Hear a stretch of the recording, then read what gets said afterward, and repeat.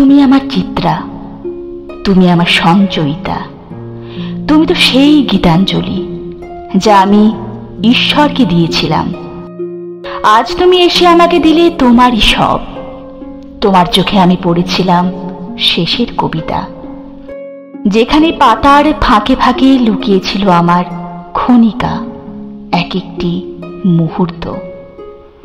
তুমি আমায় চোখের বালি হতে দাওনি, তুমি আমাকে করেছিলে নষ্ট নীর। তোমার গোড়া না রঙে না ধর্মে, শুধু আদর্শে ও সংগ্রামে। আমি ছিলাম তোমার ভাঙা, তবু তোমার স্পর্শে আমি হয়েছি একটা নতুন মালঞ্চ, যেখানে আবার বীজ বোনা যায়। তোমার শব্দে আমি পেয়েছিলাম বালিকা বধূর দায়িত্ব।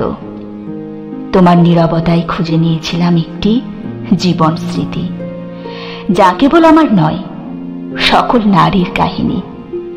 তুমি আমায় চতুরঙ্গ দেখিয়েছিলে, ভালোবাসা, বেদনা, বিশ্বাস আর বিদ্রোহ। আর আমি সেই চতুর্দিকে ঘূর্ণি হয়ে শেষে এসে থেমেছিলাম তোমার ভাবের পরশে। তুমি জানোনি তোমার উৎসর্গ ছিল আমার সবচেয়ে বড় আশ্রয়, কারণ তুমি আমাকে কিছু দাওনি, তুমি আমায় চিনেছিলে।